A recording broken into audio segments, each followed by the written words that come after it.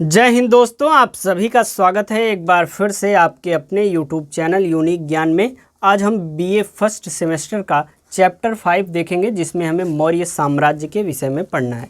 इसके पहले हमने आपको 4 चैप्टर करा दिए हैं, जिसमें आपको बेहतरीन तरीके से सभी क्लासेस कराई गई हैं। अगर आपने नहीं देखी हो तो चैनल पर विजिट कीजिए, आपको प्लेलिस्ट मिल जाएगी एक BA first semester history classes के नाम से, जहाँ पर आपको सभी क्लासेस कराई गई हैं टॉपिक वाइज। सबसे पहले आपको सिलेबस देखने को मिल जाएगा। सिलेबस में आपको क्या क्या चीज़ें पढ़नी है अच्छे से आप देख लीजिए, उसके बाद क्लासेज स्टार्ट करिए। क्लासेस जो हैं आपकी चैप्टर वाइज टॉपिक वाइज कराई जा रही हैं। जो भी डाउट हो आप वह भी पूछ सकते हैं। आपके लिए टेलीग्राम चैनल बनाया गया है, टेलीग्राम चैनल के साथ साथ डिस्कशन ग्रुप बनाया गया है। सभी का लिंक आपको डिस्क्रिप्शन बॉक्स में मिल जाएगा, वहाँ से आप देख सकते हैं। तो वहाँ पर आपको देखने को मिलेगा कि जो है आपस में बच्चे डिस्कस करते हैं, आपस में नोट्स शेयर करते हैं। तो आप डिस्कशन ग्रुप में जुड़ जाएंगे तो उससे आपका ही फ़ायदा होगा। जो लोग टेलीग्राम नहीं यूज करते हैं उनके लिए जो है व्हाट्सएप चैनल भी बना दिया गया है। नोटिफिकेशंस जो आते हैं दिए जाते हैं वहाँ पर भी थोड़े बहुत।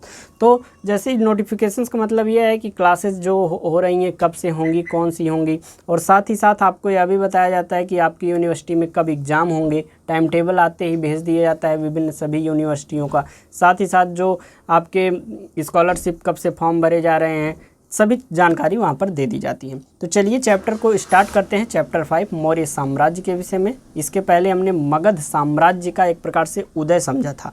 मौर्य साम्राज्य जो है, मौर्य वंश जो है, एक प्रकार से इसे वंश बोल सकते हैं आप।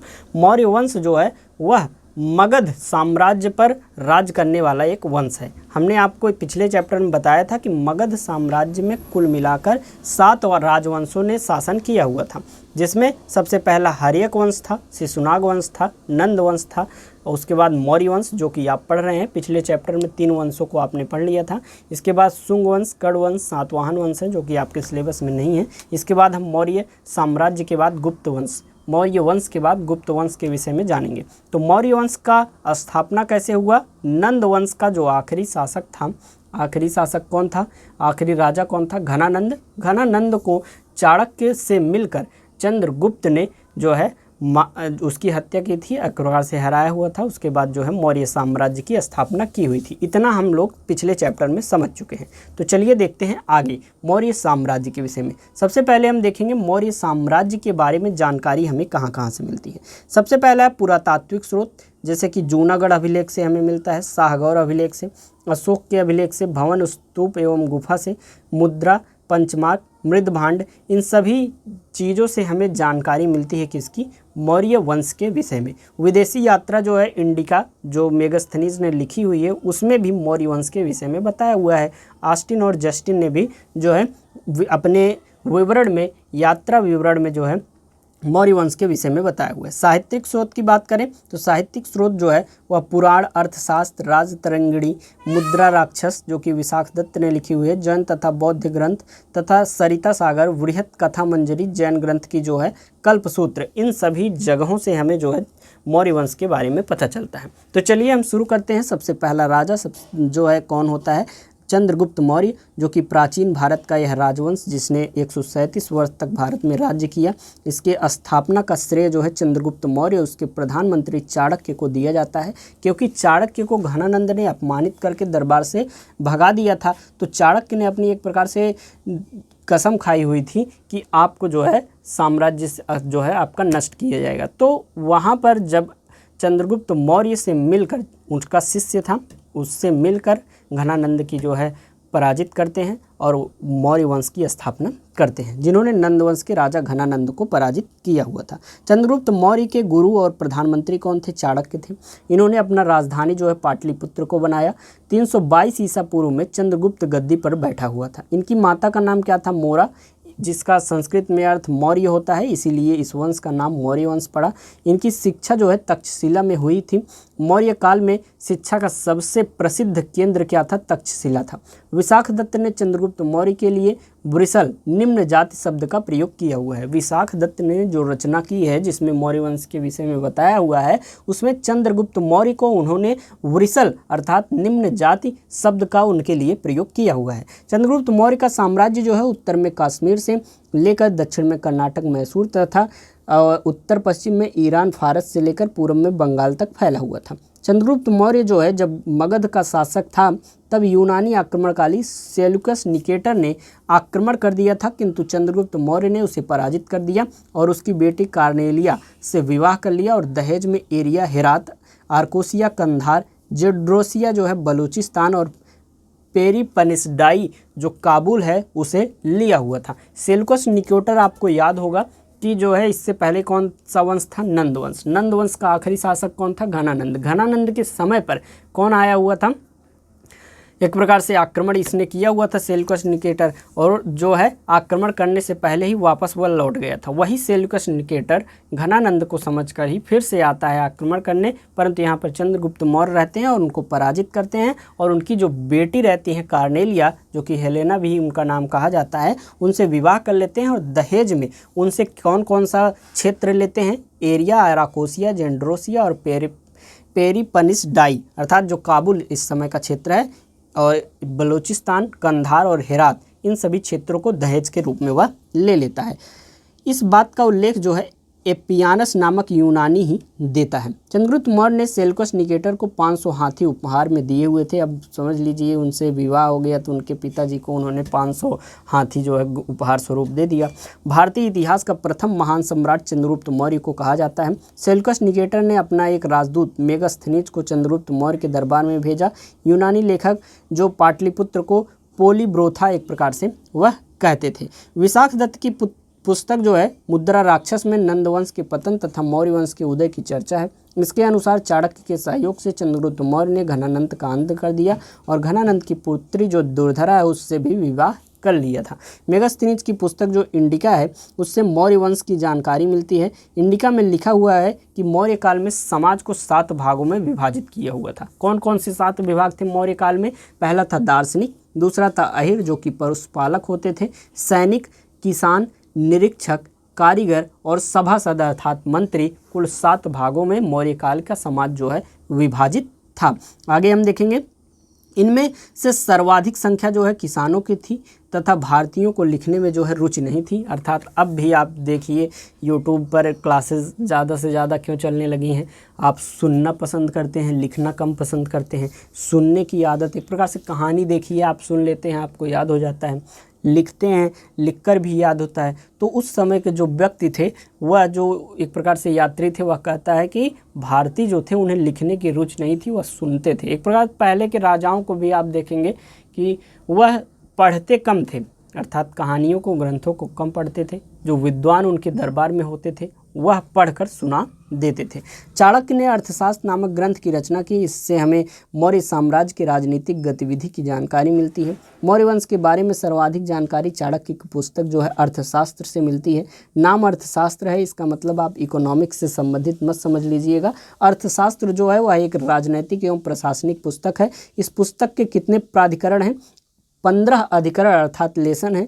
इस पुस्तक में राजा के राजत्व सिद्धांत की चर्चा की गई है और कहा गया है कि एक मजबूत राजा को सप्तांग सिद्धांत का पालन करना होगा। अगर आपने फर्स्ट सेमेस्टर में पॉलिटिकल साइंस लिया होगा तो सप्तांग सिद्धांत आपको पढ़ने को मिलेगा, वह भी आपको पढ़ाया जाएगा। पॉलिटिकल साइंस की भी क्लासेस चल रही हैं। अगर पॉलिटिकल साइंस आपने सब्जेक्ट लिया हो तो उसकी भी प्लेलिस्ट आप देख लीजिए। क्लासेस कंटिन्यू चल रही हैं। आपका सिलेबस पूरा कंप्लीट कराया जाएगा, उसके बाद प्रीवियस ईयर क्वेश्चन पेपर कराए जाएंगे, फिर आपके मोस्ट इंपॉर्टेंट क्वेश्चन की एक वीडियो आएगी और इसी सब लेक्चर से सीधे प्रश्न आपको देखने को मिलेंगे। चंद्रगुप्त मौर्य ने बंगाल अभियान भी किया हुआ था, जिसकी जानकारी महास्थान अभिलेख से मिलती है। चंद्रगुप्त मौर्य के दक्षिण विजय के बारे में जानकारी जो है तमिल ग्रंथ आहनानूर और मूनानून तथा अशोक के अभिलेख से मिलती है।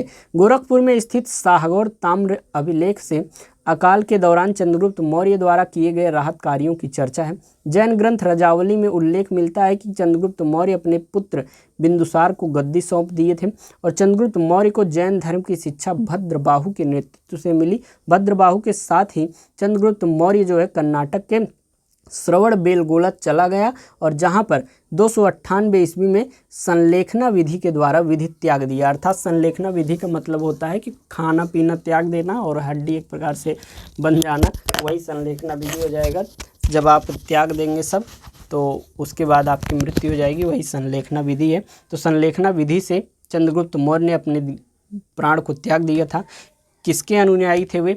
जैन धर्म के। जैन धर्म में भी किसके अनुयायी थे? वह भद्रबाहु, जो एक प्रकार से जो दिगंबर होते थे उनके अनुयायी थे। जैन धर्म भी आपको पता होगा कि 2 भागों में बट गया था, जो दिगंबर, श्वेतांबर। श्वेतांबर अर्थात श्वेत सफ़ेद वस्त्र धारण करने वाले, दिगंबर अर्थात जो दिशाओं को धारण करते थे, अर्थात नग्न रहते थे, कोई भी वस्त्र नहीं पहनते थे, वह जो है दिगंबर कहलाए, जो कि जिसका नेतृत्व भद्रबाहु ने किया हुआ था।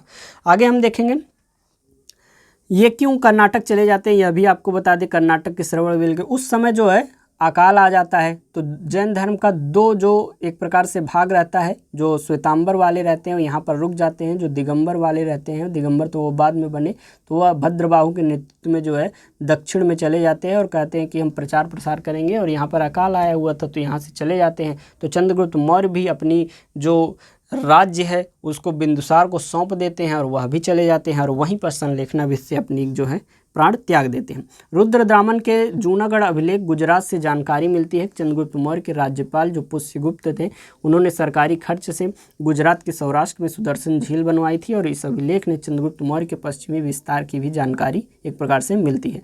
शरीर के अंगों के समान राज्य के 7 अंग होते हैं जो कि निम्नलिखित हैं। उस समय बताया गया कि राजा जो है वह स्वामी होता है, अर्थात इसे शीर्ष से उपमा की गई है। मंत्री जो है वह अमात्य है, इसका आँख कहा गया है एक प्रकार से। जिस प्रकार आँख का कार्य एक जो है शरीर, आँख का जो कार्य होता है शरीर में, उसी प्रकार अमात्य का कार्य कहा गया था। जनपद क्षेत्र, जनसंख्या, उसे पैर कहा गया है। दुर्ग को किला, जो दुर्ग किला है उसे बाह कहा गया है, आर्म। कोष जो है धन, मुख, वह एक प्रकार से मुख कहा गया है। कोष धन जो है उसे मुख कहा गया है। दंड एवं सेना को न्याय या मस्तिष्क कहा गया है। दंड, सेना जो न्याय है उसे मस्तिष्क कहा गया है। मित्र, सहयोगी जो है उन्हें कान कहा गया है। इस प्रकार से विभिन्न उनके जो क्षेत्र हैं उनको जो है शरीर के अंगों के रूप में भी दिखाया गया है। चाणक्य को विष्णुगुप्त या कौटिल्य भी कहते हैं। यह तक्षशिला विश्वविद्यालय के आचार्य थे। महावंश टीका में उल्लेख मिलता है कि चाणक्य तक्षशिला के एक ब्राह्मण थे। चाणक्य को भारत का मैकियावेली भी कहा जाता है, क्योंकि आपके सिलेबस में चाणक्य के विषय में भी है। आप साफ साफ देखेंगे, आपको चाहे बताया गया है सिलेबस में चाणक्य और उनके अर्थशास्त्र के विषय में। तो चाणक्य कौन थे? उनको विष्णुगुप्त, कौटिल्य भी कहा जाता था। यह तक्षशिला विद्यालय में क्या थे? आचार्य थे। और यह चाणक्य तक्षशिला में एक ब्राह्मण थे। यह कहाँ पर उल्लेख मिलता है? महावंश टीका में मिलता है। चाणक्य को भारत का मैकियावेली भी कहा जाता है। इनके पिता का नाम जो है गुड़ी था। प्लूटार्क ने चंद्रगुप्त मौर्य को जो है एंड्रोकोटस शब्द का प्रयोग किया हुआ था, अर्थात जो उन्होंने रचना की, एंड्रोकोटस कहा चंद्रगुप्त मौर्य को। जस्टिन ने जो है सेंड्रोकोटस कहा। विलियम जोन्स ने सेंड्रोकोटस कहा चंद्रगुप्त मौर्य को। और उनका पहचान सबसे पहले, अर्थात जो लिखे थे यह जस्टिन सेंड्रोकोटस उनका नाम, उसका पहचान किसने कराया? कि विलियम जोन्स नहीं कराया। जो सेंड्रोकोटस हैं वह चंद्रगुप्त मौर्य ही हैं। प्लूटार्क के अनुसार चंद्रगुप्त मौर्य ने 6 लाख की सेना लेकर चाणक्य की सहायता से संपूर्ण भारत पर लौट डाला था। उसके बाद कौन शासक बनता है? बिंदुसार, जिसको वह अपना राज्य सौंपकर कहाँ चले गए थे? दक्षिण भारत में, जहाँ पर संलेखना विषय अपना प्राण त्याग देते हैं। तो फिर बिंदुसार आते हैं। 298 से 269 बीसी तक वह शासन करते हैं। यह चंद्रगुप्त मौर्य का उत्तराधिकारी था। इसकी माता का नाम दुर्धरा था। इसके राज्य का संचालक कौन था? चाणक्य करते थे। इसकी पत्नी का नाम जो है चारुमित्रा और सुभद्रांगी था। इसके पिता का नाम, पुत्र का नाम जो है सुसीम और अशोक था, और तिस्य था। 3 पुत्र थे इसके, सुसीम, अशोक और तिस्य। अशोक वही अगला शासक अशोक महान बनता है। किसका पुत्र था? बिंदुसार का। बिंदुसार एक प्रकार से आगे आपको समझ में आएगा। इसके बारे में सीरिया के नरेश एंटियोकस ने अपना राजदूत डायमेकस को भेजा हुआ था इसके दरबार में। इसे मेगास्थनीज का उत्तराधिकारी माना जाता था। स्ट्रेबो के अनुसार बिंदुसार ने सीरिया के नरेश से अंजीर, मीठी शराब और दार्शनिक मांगा हुआ था। वहाँ के राजा एंटियोकस प्रथम ने अंजीर तथा मीठी शराब दिया, किंतु दार्शनिक देने से मना कर दिया, क्योंकि सीरिया में दार्शनिक का व्यापार एक प्रकार से नहीं होता था। बिंदुसार के दरबार में मिस्र के राजा टालमी द्वितीय ने अपना राजदूत जो है डायनोसियस को भेजा हुआ था। बिंदुसार के समय तक्षशिला, कश्मीर में 2 बार विद्रोह हुए। उस समय तक्षशिला का राजकुमार बिंदुसार का बड़ा बेटा जो था सुसीम था, जो उस विद्रोह को दबाने में असफल रहा। विद्रोह को दबाने के लिए अपने छोटे पुत्र अशोक को उसने भेजा, जो उस समय कहाँ पर था? अवंती का राज्यपाल था, उसे विद्रोह दबाने के लिए तक्षशिला भेजा गया। अशोक ने क्रूरतापूर्वक विद्रोह को दबा दिया। एक प्रकार से कश्मीर में विद्रोह होता है, वहाँ पर उसका बड़ा बेटा जो सुसीम रहता है वो उसको विद्रोह दबाने के लिए कहा जाता है, परंतु वह नहीं दबा पाता है, तो वह अपने छोटे पुत्र अशोक को भेजता है, जो कि उस समय अवंती का राज्यपाल था, परंतु वह वहाँ से जाता है कश्मीर में और वहाँ पर क्रूरता से एक प्रकार से विद्रोह को दबाता है। बिंदुसार जो है आदिवक संप्रदाय को मानने वाला था, जिसकी स्थापना जो है मोगली-पुत्रु गोसाल ने किया हुआ था। बिंदुसार को जो है अमित्र घात या शत्रु विनाशक भी कहते हैं। वायु पुराण में इसे भद्रसार भी कहा गया है। जैन धर्म में इसे सिंहसेन कहा गया है। यह अपने शासनकाल में कोई नया प्रदेश नहीं जीता। भारतीय इतिहास में इसको पिता का पुत्र और पुत्र का पिता की उपमा दी जाती है। एक प्रकार से आप यह समझिए कि जो बिंदुसार है उसने कोई भी ऐसा कार्य नहीं किया हुआ था, उसे सिर्फ पिता का पुत्र अर्थात जो इसके पिता थे, कौन थे, चंद्रगुप्त मौर्य, उन्होंने कार्य किया हुआ था, उनके नाम से जाना जाता है, या फिर पुत्र का पिता अशोक ने जो कार्य किया था उसके पिता के रूप में जाना जाता है। इसका कोई स्वयं का कार्य नहीं था, इसने कोई भी नया प्रदेश नहीं जीता हुआ था। इसके बाद कौन शासक बनता है? इसके बाद सम्राट अशोक जो है राज पर बैठता है 269 से 232 बीसी तक। इसका जन्म जो है 304 ईसा पूर्व में पाटलिपुत्र में हुआ था।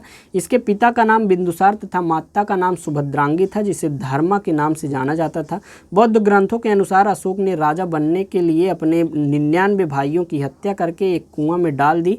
वह कुआं आज भी पटना में आगम कुआं नामक स्थान पर स्थित है। एक प्रकार से आप समझिए 99 भाइयों को उसने मार दिया था, उसके बाद राजा बना था। 269 ईसा पूर्व में अशोक ने अपना राज्याभिषेक कराया। राज्याभिषेक के 8वें वर्ष अर्थात 261 ईसा पूर्व में अशोक ने कलिंग पर आक्रमण किया। कलिंग का आक्रमण जो है एक प्रकार से बहुत भयावह रहता है।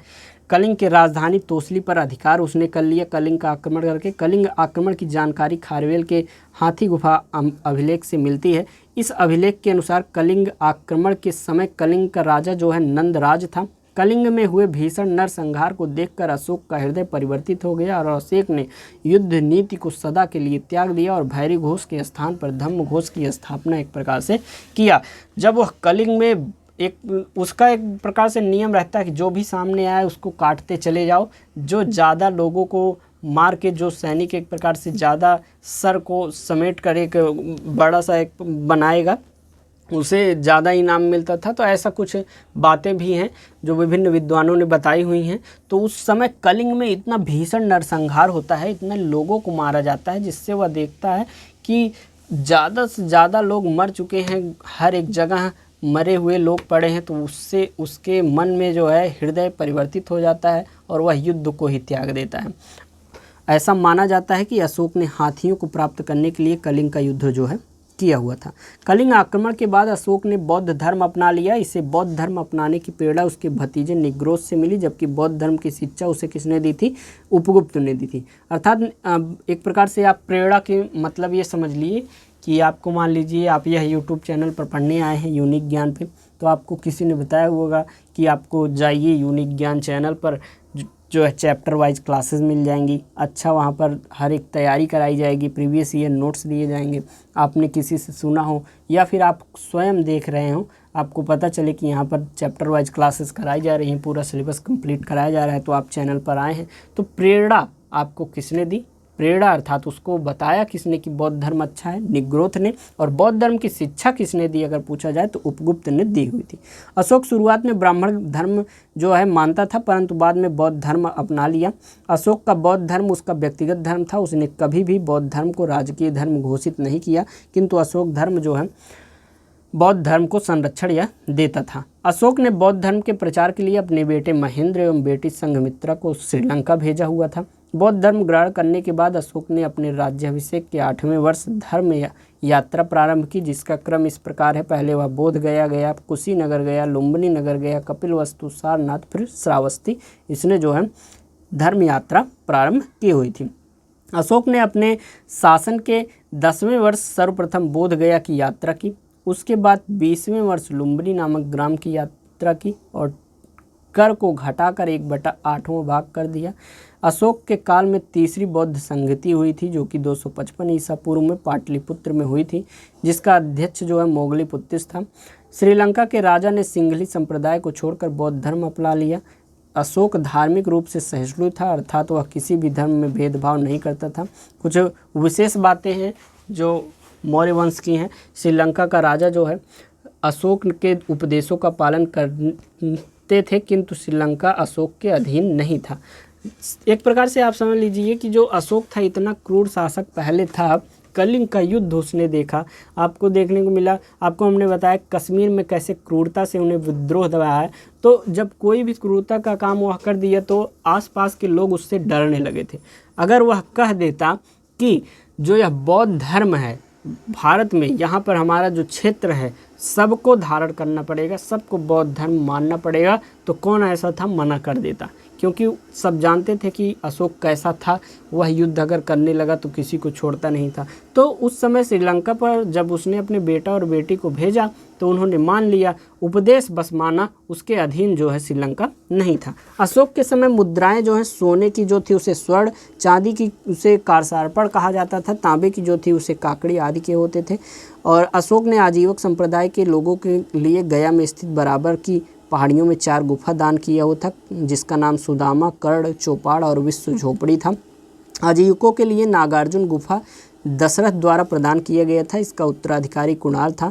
अशोक की 5 पत्नियां थीं, कौन कौन सी? असंधिता, देवी, कारुआकी, पद्मावती, नित्या रक्षक थी, जिसमें से कारुआकी जो थी प्रिय उसकी पत्नी थी। कारुआकी के कहने पर ही अशोक ने युद्ध को त्याग दिया था। एक प्रकार से उसका हृदय परिवर्तन तो वहाँ पर भयावह स्थिति को देखकर ही हो गया था। जब वो डर कर आया घर तो मान लीजिए उसकी पत्नी ने कह दिया होगा कि आप युद्ध ही त्याग दीजिए, ऐसा अगर आपके मन में आ रहा है, तो जो है उसी की बात मानकर जो है युद्ध को त्याग देता है। कल्लड़ के पुस्तक राज तरंगिणी से पता चलता है कि उसका अधिकार कश्मीर पर भी था। अशोक ने कश्मीर में झेलम नदी के तट पर श्रीनगर की स्थापना किया तथा नेपाल में ललितपत्तनम, देवपत्तनम नामक नगर बसाया हुआ था। अशोक भारत का पहला ऐसा शासक था जिसने अपने संदेशों को अभिलेख के माध्यम से जनता तक पहुंचाया। अभिलेख एक प्रकार से अशोक के जो थे लिखने की प्रेरणा इराक के राजा डेरियस दाएबाऊ से उसे मिली हुई थी। अशोक के अभिलेखों की भाषा जो थी वह प्राकृत थी, जिसे 4 लिपियों में लिखा गया था। सबसे पहली थी ब्राह्मी लिपि, यह सर्वाधिक भारत में मिले, इसे बाईं ओर से दाईं ओर लिखा जाता है। खरोष्ठी लिपि यह पाकिस्तान के उत्तर पश्चिम में मिले, जो दाईं ओर से बाईं ओर लिखा जाता है। ये समझ लीजिए हिंदी है ब्राह्मी लिपि, बाईं से दाईं, और ये उर्दू है दाईं से बाईं तरफ लिखा जाता है। तो 2 लिपि हो गई ब्राह्मी और खरोष्ठी। तीसरी हो गई अरमाइक लिपि जो कि अफगानिस्तान में मिली। ग्रीक लिपि यह अफगानिस्तान के उत्तरी सीमा में मिली।